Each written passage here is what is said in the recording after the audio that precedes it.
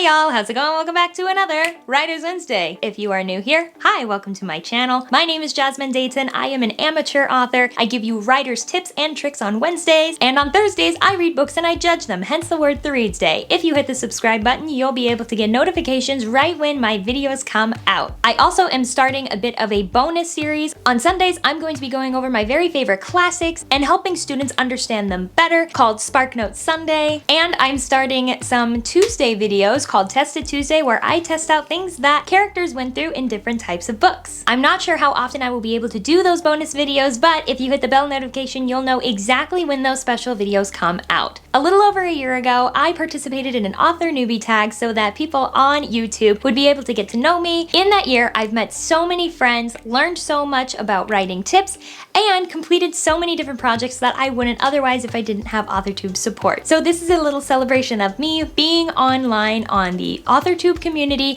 for 1 year, a little over a year, but still, oh my gosh, I can't believe I've been doing this for 1 year. That's so cool. I answered some questions in this author newbie tag taken from somebody else, and today I am going to put together a little mix of my own questions. I am going to be doing 12 in total for how many months I have been a part of this community. I would highly recommend stealing the list that I have created for you, and I have got all of the questions down below in the description box. Let's get started with number 1. What is your greatest strength in writing? I think I make pretty likable characters, even if they're not technically protagonists, and I think my plot lines, while relatable, they are unique enough that people say, I want to read a story like that. Number 2, what portions of your books do you struggle to write? Anything that is not action-based, plot-driven, or dialogue-driven. I have a really hard time getting excited about those portions where you're really just traveling from point A to point B. That's one of the main reasons I am a pantser, because it is way easier for me to understand where I'm starting and where I am ending versus going in chronological order. That way I can fill in the middle and figure out how I got from point A to point B. Also, a lot of my beta readers have mentioned to me that one big thing that they see with my books that I could work on is being more descriptive with scenes. I see the scene so clearly in my head, I just think that everyone else can see it, and I don't add in any descriptors whatsoever, so I definitely need to work on that. Number 3, what is the most unique way you have started writing a story? I looked through my very old Wattpad account that I haven't touched in years and decided to do a little video based on it. I thought it would be fun to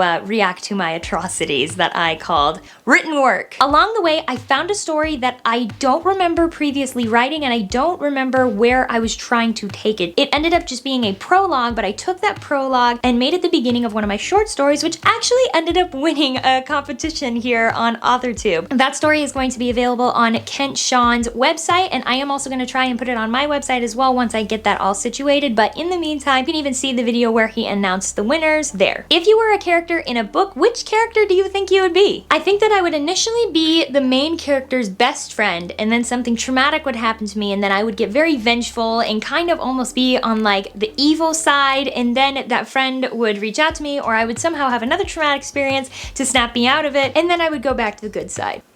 I think I just described the story of Bucky Barnes.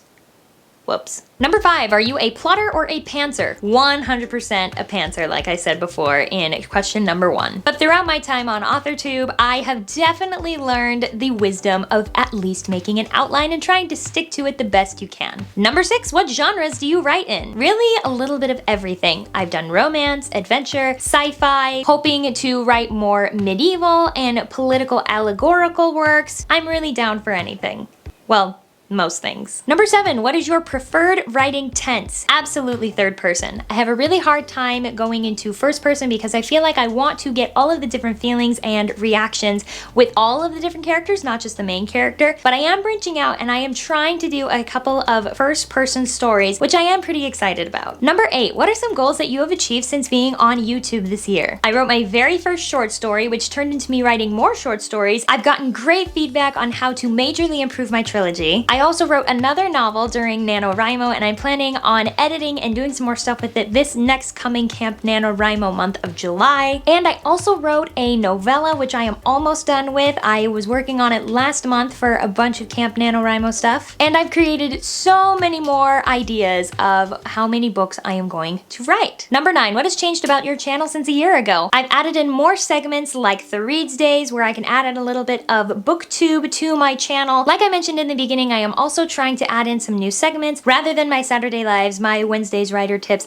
and my Threads Day segments. I also wanted to do a couple of segments a month about Sparknotes Sunday and Tested Tuesdays. I probably won't be doing those every week, but every once in a while, those will pop up. One day, if I can get my copywriting under control, I would also love to watch different movies that are based on books and compare them and really see if the movie or the book was better. Number 10, what are some hopeful changes that you would like to make to your channel? I would definitely like to upload more frequently. I actually have finally figured out how to really plan out my videos, so I hope that I will be able to give you guys more content, and because I have so many different avenues that I can give you content kind of under the same umbrella, I'm hoping that I will be able to be seen here on your YouTube more. Number 11, what advice would you give to authors wanting to join the YouTube community? Reach out to as many people as possible that are also trying to do the same thing. I feel like I definitely dropped the ball in this, trying to get to know people on the Authortube community. A lot more people reached out to me before I actually reached out to other people, and I regret it a lot because those friendships and those connections is really what's going to get you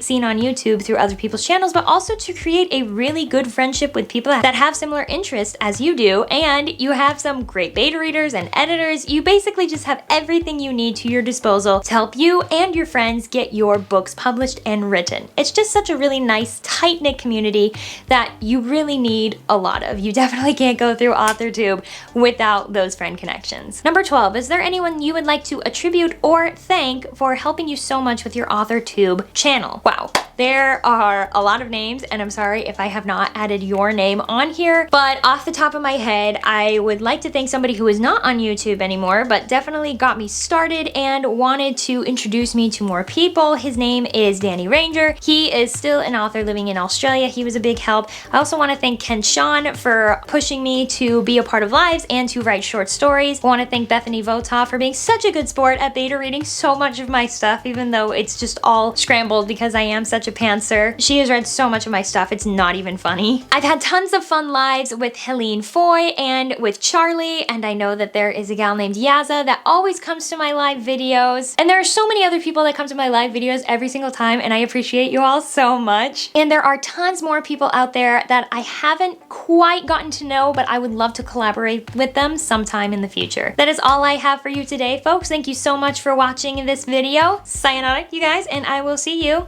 next week.